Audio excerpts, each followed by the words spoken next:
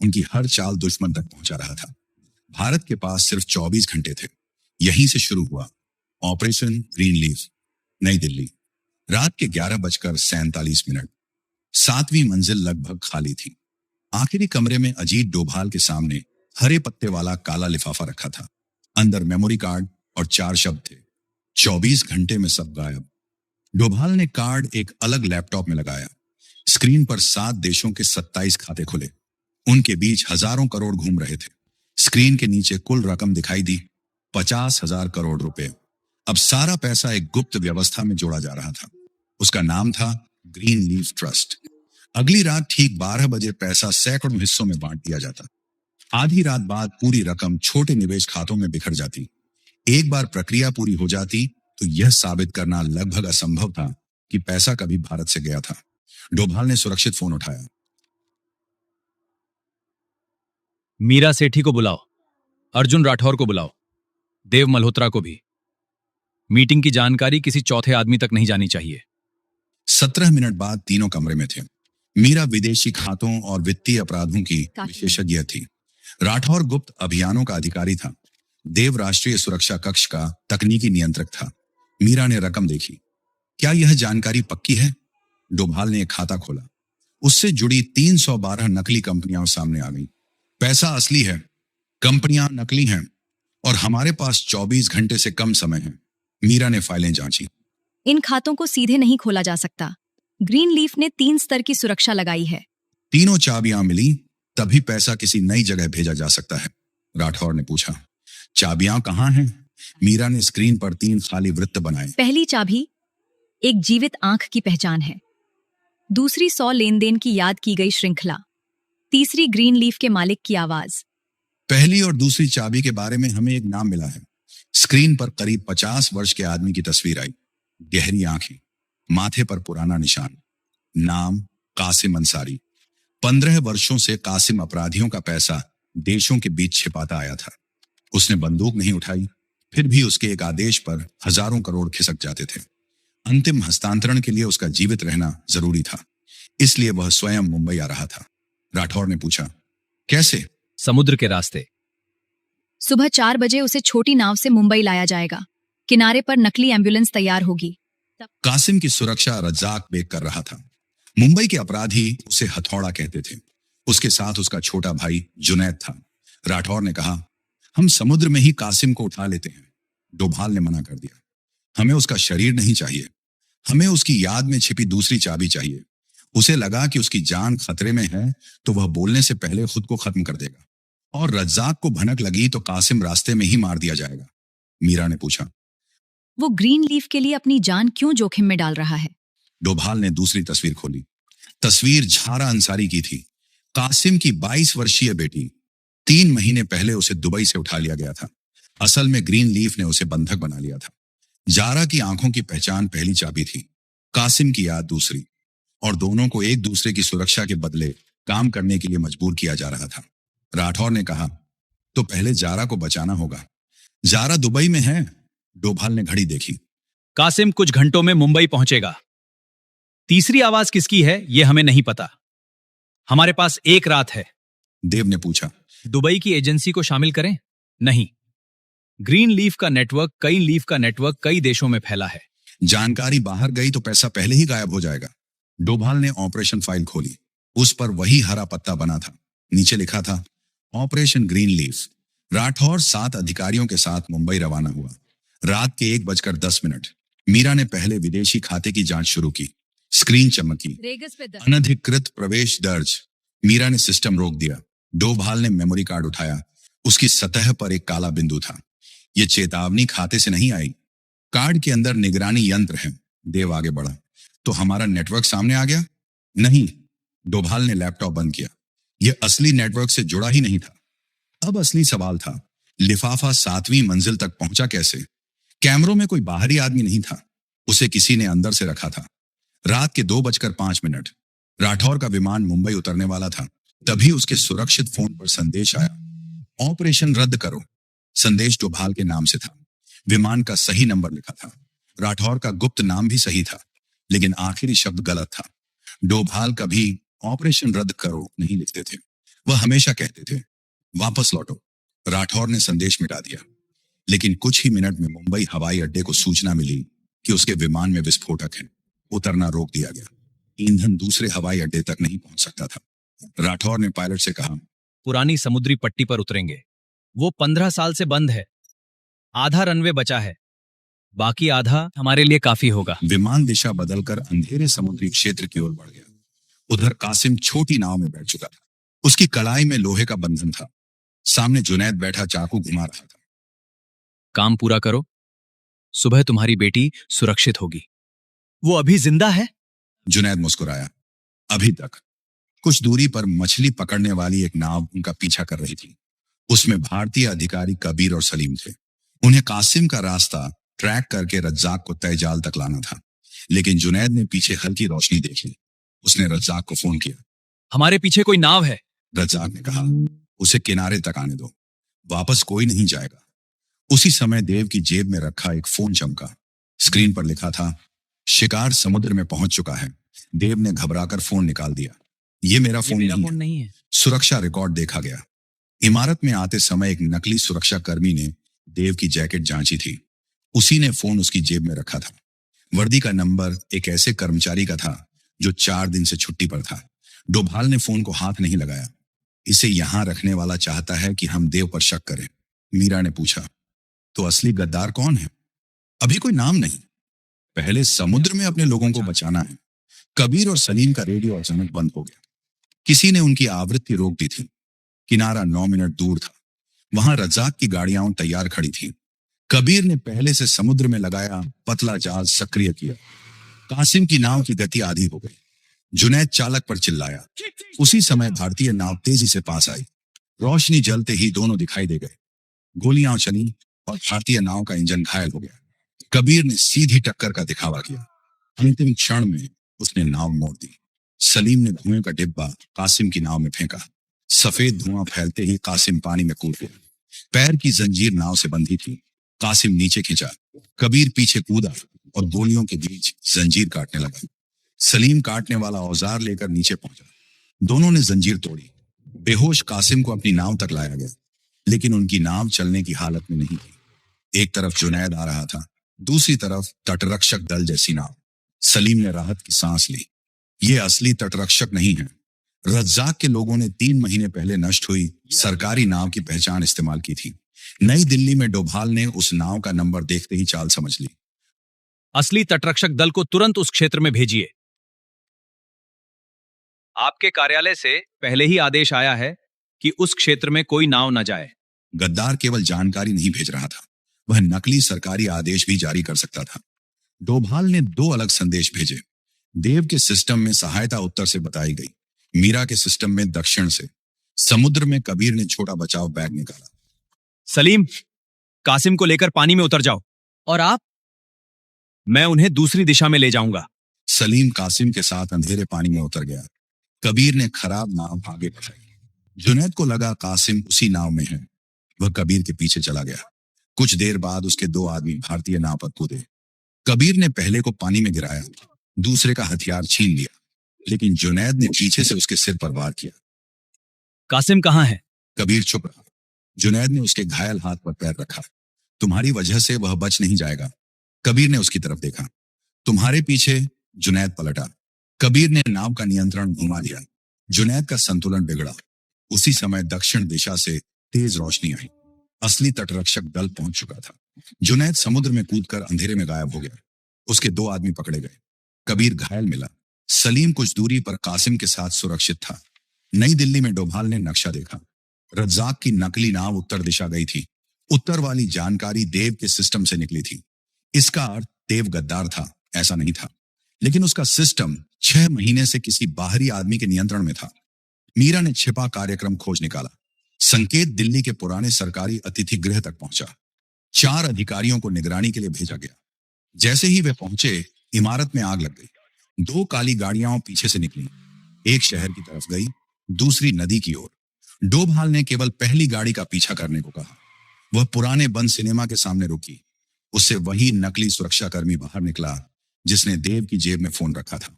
उसकी लंगड़ाती चाल ने पुराना नाम खोल दिया, विराज शेट्टी। पूर्व तकनीकी अधिकारी जिसकी मौत 7 साल पहले जेल जाते समय दर्ज हुई थी, वह जिंदा था और ग्रीन लीफ के लिए काम कर रहा था। तभी मुंबई से राठौर का संदेश आया, कासिम होश में है। कासिम को एक बंद पुराने अस्पताल में ले जाया गया था। वह कुछ बोलने को तैयार नहीं था। राठौर ने उसके सामने जारा की तस्वीर रखी। वह दुबई के पुराने बंद होटल में है। कासिम का चेहरा बदल गया। तुम उसे वहां से नहीं निकाल सकते। अंदर 28 आदमी हैं। दरवाजे में विस्फोटक है, हर रास्ते पर निगरानी है। राठौर ने कहा। तुम्हारे पास दूसरी चाबी है? हमें तीसरी आवाज तक पहुंचाओ। कासिम ने पहली बार पूरी व्यवस्था बताई। जारा की आंख पहली चाबी थी। सिस्टम केवल तस्वीर नहीं देखता था, वह आंख की प्राकृतिक हलचल पहचानता था। इसीलिए जारा का जीवित होना जरूरी था। दूसरी चाबी कासिम की याद में थी। 100 खातों की रकम, समय और अगली दिशा। एक भी संख्या गलत होती तो प्रणाली बंद हो जाती। तीसरी चाबी सम्राट की असली आवाज थी। अंतिम चरण में उसे एक वाक्य बोलना था, अंतिम हरा मार्ग खोलो। तीनों चाबियां मिलती तो सिस्टम केवल 18 सेकंड के लिए खुलता। उन्हीं 18 सेकंड में धन की दिशा बदली जा सकती थी। कासिम को अस्पताल में रखना सुरक्षित नहीं था। कबीर उसे दिल्ली के पुराने भूमिगत वित्तीय रिकॉर्ड कक्ष में ले गया। जमीन से 30 फीट नीचे बने उस स्थान का सरकारी उपयोग बंद हो चुका था, लेकिन अंदर अलग संचार व्यवस्था अब भी काम करती थी। कबीर ने कमरे में पहुंचकर अपनी जैकेट जांची। कंधे पर नीली चमक वाला तरल निशान मिला। जुनैद के आदमी ने समुद्र में उसे चिह्नित कर दिया था। डोभाल ने निशान वाला कपड़ा काटने को कहा। उस टुकड़े को छोटी सफाई मशीन पर बांधकर पुराने वाहन मार्ग की तरफ भेज दिया गया। सम्राट की स्क्रीन पर चमकता बिंदु कासिम से दूर जाने लगा। उसने रज्जाक को उसी रास्ते पर भेज दिया। रज्जाक 15 हथियारबंद लोगों के साथ सुरंग में पहुंचा। उसे बताया गया था कि जुनैद भारतीय हिरासत में है। उसके भीतर केवल गुस्सा था। अंधेरे में उसे पहियों की आवाज सुनाई दी। फिर सफाई मशीन सामने आई। रज्जाक समझ गया कि जाल है, लेकिन देर हो चुकी थी। सुरंग के दोनों लोहे के दरवाजे बंद हो गए। छत से नींद लाने वाली गैस निकली। एक एक करके उसके आदमी गिरने लगे। रज्जाक ने बाहर निकलने की कोशिश की। गोली से दरवाजा नहीं टूटा। कुछ मिनट बाद वह भी बेहोश हो गया, लेकिन सम्राट ने उसे बचाने के लिए किसी को नहीं भेजा। उसने केवल कहा, एक हथियार टूट गया, दूसरा भेजो। कासिम ने कबीर को नए खतरे का नाम बताया। भैरव दल, 8 प्रशिक्षित लोग। कोई पुलिस रिकॉर्ड नहीं, कोई स्थायी पहचान नहीं। उनका काम पैसा ले जाना नहीं था, उनका काम सबूत और गवाह मिटाना था। ग्रीन लीफ का कोई अभियान खतरे में पड़ता तो भैरव दल पहुंचता। कासिम ने कहा, उन्हें पता चला कि मैं यहां हूं तो यह पूरी इमारत गिरा देंगे। डोभाल ने कासिम को हटाने से मना कर दिया। हम भागे तो वे पीछा करेंगे, हम रुके तो वे हमारी चुनी हुई जगह पर आएंगे। ऊपरी इमारत खाली करा दी गई। बाहर गैस रिसाव की सूचना फैलाई गई। अंदर सीमित अधिकारी छिपाए गए। भैरव दल रात के अंधेरे में पहुंचा। एक सदस्य छत से उतरा, दूसरा पीछे की दीवार पार कर गया, तीसरा जल निकासी मार्ग से अंदर घुसा। उन्होंने बिजली काट दी, संचार बंद कर दिया। कबीर कासिम को छिपे रास्ते तक ले गया। ये रास्ता पुराने नाले में खुलता है। मैं वापस ना आऊं तो अकेले निकल जाना। आप? उन्हें दूसरी दिशा में रोकूंगा। भैरव दल ने तहखाने का दरवाजा तोड़ा। कबीर ने पहले आदमी को घायल किया, दूसरे के साथ हाथापाई हुई, लेकिन पीछे से तीसरे सदस्य ने उसे पकड़ लिया। कबीर को कुर्सी से बांध दिया गया। कासिम कहां है? कबीर चुप रहा। दूसरी तरफ कासिम संकरे रास्ते में आगे बढ़ा। अचानक सामने जुनैद दिखाई दिया। वह समुद्र से बच गया था। कपड़े भीगे थे, चेहरे पर चोट थी, हाथ में वही चाकू। बहुत दूर भाग लिए। कासिम पीछे हटा। तुम्हारा भाई पकड़ा गया है। जुनैद रुक गया। झूठ। रज्जाक सुरंग में फंस चुका है। सम्राट ने उसे बचाने के लिए किसी को नहीं भेजा। जुनैद ने कासिम की गर्दन पकड़ ली। उसी समय उसके फोन पर नया आदेश आया, कासिम मिलते ही खत्म कर दो। पहले कासिम जिंदा चाहिए था, अब आदेश बदल चुका था। कासिम ने कहा, पहले मेरे लिए तुम्हारे भाई को छोड़ा, अब मुझे खत्म करने के लिए तुम्हें छोड़ेगा। हम दोनों उसके लिए सिर्फ मोहरे हैं। जुनैद कुछ क्षण चुप रहा। उसने चाकू नीचे कर लिया। बाहर जाने का रास्ता कहाँ है? दोनों पुराने पानी के मार्ग से आगे बढ़े। पीछे भैरव दल के 3 सदस्य उनका पीछा कर रहे थे। रास्ते के बीच कासिम का पैर लोहे के जाल में फंस गया। भारी दरवाजा नीचे आने लगा। जुनैद ने घायल हाथ बीच में लगाकर दरवाजा रोका। जल्दी करो। कासिम ने जंग लगे लोहे से जाल तोड़ा। पीछे रोशनी दिखाई देने लगी। भैरव दल पहुंच रहा था। कासिम का पैर मुक्त हुआ। दोनों बाहर निकले। जुनैद ने दरवाजा छोड़ दिया। भारी धातु उनके पीछा करने वालों के सामने गिर गई। नाले के बाहर भारतीय अधिकारी पहले से तैयार थे। जुनैद ने चाकू फेंककर आत्मसमर्पण कर दिया। कबीर अंदर है। तहखाने में भैरव प्रमुख कबीर के सामने खड़ा था। कासिम नहीं मिला तो इमारत उड़ा देंगे। कबीर ने दीवार पर चलती उलटी गिनती देखी। समय समाप्त हुआ। कोई विस्फोट नहीं हुआ। कबीर मुस्कुराया। तार अंदर आने से पहले काटे जा चुके थे। दरवाजे बंद हो गए। छत में लगी चुंबकीय व्यवस्था सक्रिय हुई। हथियार भैरव दल के हाथों से खींचकर दीवारों से जा लगे। भारतीय टीम अंदर घुसी। संघर्ष के बाद सभी 8 सदस्य पकड़े गए। कबीर घायल था लेकिन सुरक्षित था। कासिम और जुनैद भी बाहर आ चुके थे। डोभाल को अब दूसरी चाबी मिल सकती थी, लेकिन पहली चाबी अभी दुबई में फंसी थी। उसी समय उनके निजी फोन पर एक आवाज संदेश आया। मेरा नाम ज़ारा अंसारी है। मैं कमरे से बाहर निकल आई हूँ।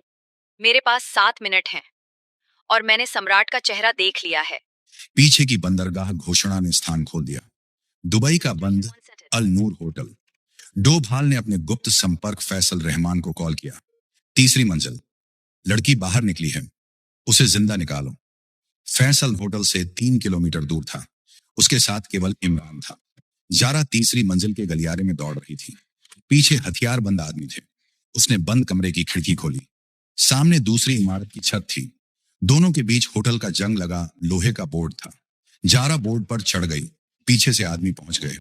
एक ने हथियार उठाया, दूसरे ने रोक दिया। वह जिंदा चाहिए। बोर्ड बीच से टूटने लगा। जारा फिसली। एक हाथ से लोहे का किनारा पकड़े हवा में लटक गई। इमरान दूसरी इमारत की छत तक पहुंच चुका था। उसने नीचे झुककर जारा की कलाई पकड़ ली। गोली छत के किनारे लगी। फैसल ने नीचे से होटल की बिजली काट दी। अंधेरे में इमरान ने जारा को ऊपर खींच लिया। जारा ने चांदी का उपकरण निकाला। सम्राट इसे किसी को छूने नहीं देता था। इमरान उसे लेकर नीचे उतरने लगा।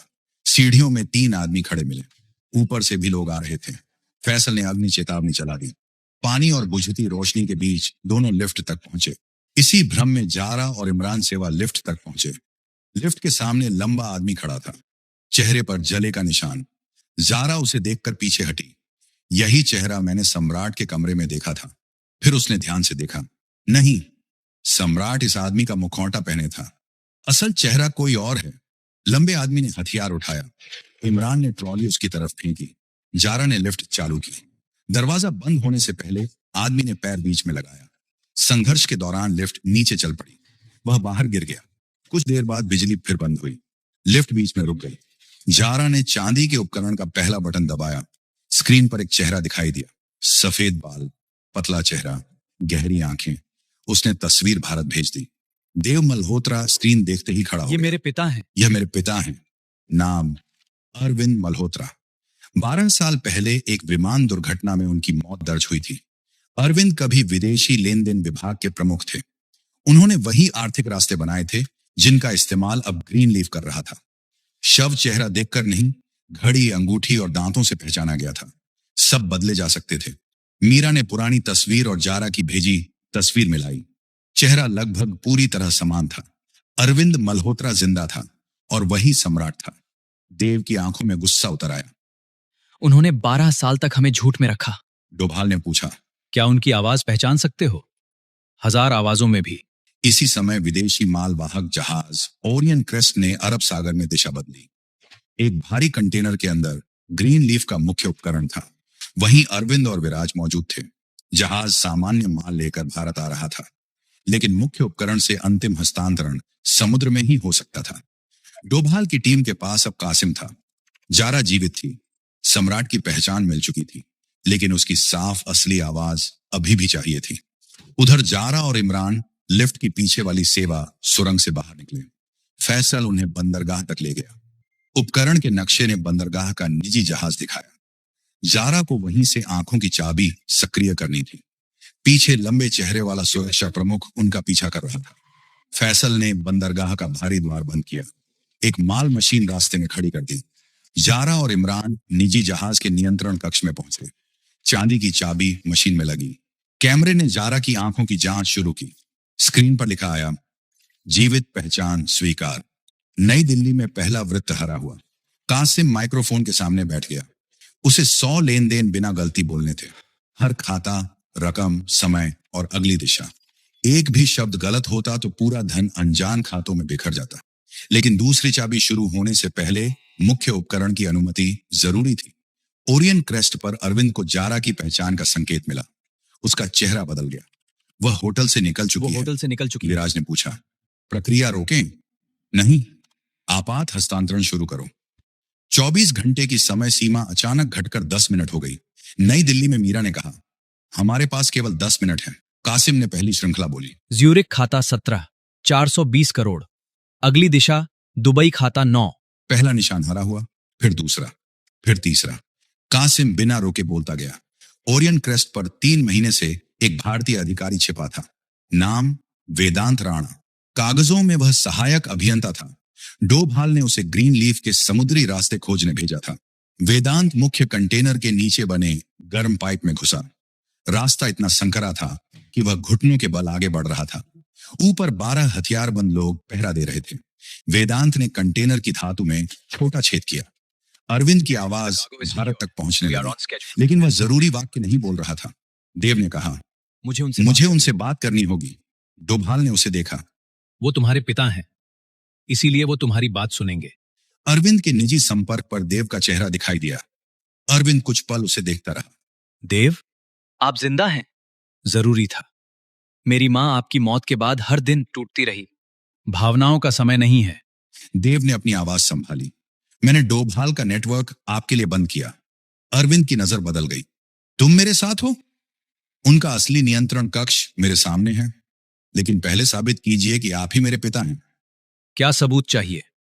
बचपन में अंतिम योजना शुरू करते समय आप क्या कहते थे? अरविंद हल्का मुस्कुराया। तुम्हें वह याद है? देव चुप रहा। अरविंद ने साफ आवाज में कहा, अंतिम हरा मार्ग खोलो। तीसरा वृत्त हरा हो गया। अरविंद को उसी क्षण समझ आया कि उसके साथ चाल हुई है। डोभाल स्क्रीन पर आए। धन्यवाद अरविंद। अरविंद का चेहरा गुस्से से भर गया।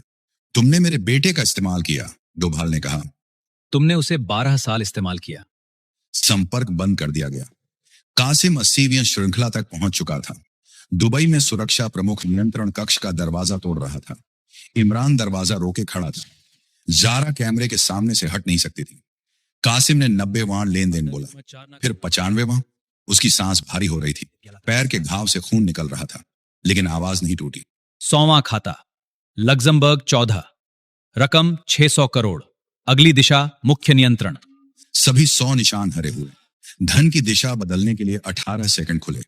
मीरा ने भारतीय सुरक्षित खातों की सूची डालनी शुरू की। 17 सेकंड, 12 सेकंड। दुबई में दरवाजा टूट गया। सुरक्षा प्रमुख अंदर घुसा। उसने इमरान को जमीन पर गिराया। जारा की तरफ हथियार उठाया।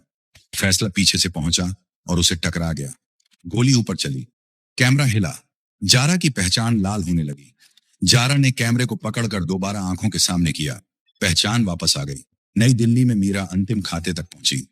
कुल रकम दिखाई दी, 49,200 करोड़ रुपए। 800 करोड़ कम है। कासिम ने स्क्रीन देखी। एक छिपा खाता है, उसकी जानकारी मुझे नहीं दी गई थी। 5 सेकंड। डोभाल ने ग्रीन लीफ के नकली सरकारी आदेशों का रिकॉर्ड खोला। सभी भुगतान एक संस्था से जुड़े थे, बाल विकास सहायता कोष। वही संस्था वर्षों से खाली विद्यालयों और बंद अस्पतालों के नाम पर पैसा ले रही थी। उसका विदेशी खाता 800 करोड़ का था। 3 सेकंड। मीरा ने खाता संख्या डाली। 2 सेकंड। पुष्टि दबाई गई। स्क्रीन काली हो गई। कुछ दिखाई नहीं दिया। अरविंद ने अपने कंटेनर में परिणाम देखा। पहले 49,200 करोड़ रुपए भारत की तरफ गए, फिर 800 करोड़ का अंतिम खाता जुड़ा। कुल राशि 50,000 करोड़ रुपए। स्क्रीन पर लिखा आया, दिशा परिवर्तन पूरा। धन भारतीय नियंत्रण में। अरविंद ने मेज पर हाथ मारा। मुख्य उपकरण नष्ट कर दो। उसने 5 मिनट की विनाश प्रणाली चालू की। विस्फोट उपकरण के साथ सैकड़ों कर्मचारियों को भी मार देता। वेदांत पाइप से बाहर निकला। पहले सुरक्षा कर्मी ने उसे देख लिया। वेदांत ने उसका हथियार दूर किया। ऊपर रखे भारी बक्से गिरा दिए। 2 आदमी रास्ते में दब गए। विराज पीछे हट गया। अरविंद आपात नाव की ओर बढ़ा। वेदांत ने उसका पैर पकड़ लिया। दोनों जमीन पर गिरे। अरविंद ने धातु की छड़ से वेदांत के सिर पर वार किया। वेदांत घायल हुआ, लेकिन उसने उसे जाने नहीं दिया। विराज ने पूछा, हम भी अंदर हैं, विस्फोट रोकिए। अरविंद ने कहा। पैसा चला गया है, अब कोई सबूत नहीं बचेगा। हम भी मारे जाएंगे। लोग मरते हैं, व्यवस्था बचती है। विराज पहली बार समझा कि वह भी सम्राट के लिए केवल एक मोहरा था। उसने अग्नि प्रणाली चला दी। सफेद रसायन कंटेनर में फैल गया। वेदांत उसी भ्रम में इंजन नियंत्रण तक पहुंचा। अरविंद जहाज को भारतीय सीमा के भीतर ले जाना चाहता था। विस्फोट भारत की सीमा में होता तो दोष भारतीय कार्रवाई पर डाला जा सकता था। वेदांत ने जहाज की दिशा समुद्र की तरफ मोड़ दी। विनाश प्रणाली में 2 मिनट बचे थे। कासिम ने भारत से उपकरण का नक्शा देखा। मुख्य बैटरी फर्श के नीचे है। वेदांत ने लोहे की प्लेट हटाई। 4 अलग तार थे। हरा तार मत छूना, वह तुरंत विस्फोट करेगा। पहले सफेद। वेदांत ने सफेद तार निकाला। अब काला। दूसरा तार निकला। स्क्रीन झपकी। अब नीला। अरविंद धुएं से बाहर आया। उसने वेदांत पर हथियार तान दिया। विराज ने पीछे से उसका हाथ पकड़ लिया। गोली छत में लगी। वेदांत ने नीला तार खींच दिया। समय 7 सेकंड पर रुक गया, लेकिन प्रणाली बंद नहीं हुई। कासिम ने कहा, एक हाथ से चलने वाला बटन होगा। वेदांत ने देखा। अरविंद की कलाई पर लाल बटन बंधा था। अरविंद ने उसे दबाने की कोशिश की। वेदांत ने उसकी कलाई पकड़ ली। विराज ने दूसरी तरफ से हाथ रोक लिया। तीनों जमीन पर गिर गए। लाल बटन दूर जा गिरा। जहाज के कर्मचारियों ने कंटेनर में प्रवेश किया। अरविंद को पकड़ लिया गया। वेदांत ने अंतिम बैटरी अलग की। 7 सेकंड पर रुकी विनाश प्रणाली बंद हो गई। ओरियन क्रेस्ट को समुद्री सुरक्षा बलों ने घेर लिया। अरविंद मल्होत्रा गिरफ्तार हो चुका था। विराज ने आत्मसमर्पण कर दिया। दुबई में फैसल और इमरान ने सुरक्षा प्रमुख को जिंदा पकड़ लिया। जारा सुरक्षित थी। भारत में कासिम ने उससे वीडियो पर बात की। स्क्रीन पर बेटी को देखते ही उसकी आंखें भर आईं। तुम ठीक हो? जारा ने कहा। हाँ।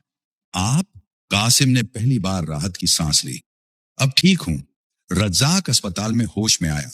उसे पता चला कि सम्राट ने उसे और जुनैद दोनों को मरने के लिए छोड़ दिया था। रज्जाक ने भारतीय ठिकानों की सूची दे दी। ग्रीन अर्थ एग्रो से नकली कंपनियां, विदेशी खाते, हवाला मार्ग और नेटवर्क के मददगारों की सूची मिली। जुनैद हिरासत में था। उसने कासिम की जान बचाई थी, लेकिन उसके पुराने अपराध खत्म नहीं हुए थे। उसे पूछताछ शुरू हुई। कबीर घायल था, लेकिन सुरक्षित था। भैरव दल के सभी सदस्य पकड़े जा चुके थे। अब केवल एक अंतिम पुष्टि बाकी थी। 50,000 करोड़ रुपए भारतीय नियंत्रण में दिखाई दे रहे थे, लेकिन 7 देशों के वित्तीय केंद्रों की मंजूरी के बिना रकम अंतिम सरकारी खाते में जमा नहीं हो सकती थी। रात के 11:42 पहली मंजूरी आई, फिर दूसरी, तीसरी, चौथी। एक देश ने खाते के मूल स्रोत पर सवाल उठाया। मीरा ने कासिम की श्रृंखला और ग्रीन अर्थ एग्रो से मिले दस्तावेज भेजे। 2 मिनट तक कोई जवाब नहीं आया। घड़ी आगे बढ़ती रही। रात के 11:46 अंतिम मंजूरी मिली। स्क्रीन पर हरी रेखा दौड़ी। नीचे लिखा था 50,000 करोड़ रुपए भारत के सुरक्षित खाते में जमा। ठीक 24 घंटे पहले इसी समय काला लिफाफा डोभाल की मेज पर पहुंचा था। पैसा भारत के नियंत्रण में था। नेटवर्क टूट चुका था। सम्राट हिरासत में था। देव ने समुद्री सुरक्षा के संपर्क पर अपने पिता को देखा। अरविंद के हाथ बंधे थे, फिर भी उसके चेहरे पर पछतावा नहीं था। मैंने यह व्यवस्था तुम्हारे भविष्य के लिए बनाई थी। देव ने पूछा, किस भविष्य के लिए? ऐसी ताकत जिसे कोई सरकार छीन न सके। देव ने शांत आवाज में कहा, आपने मुझे ताकत नहीं दी, 12 साल का झूठ दिया। उसने संपर्क बंद कर दिया।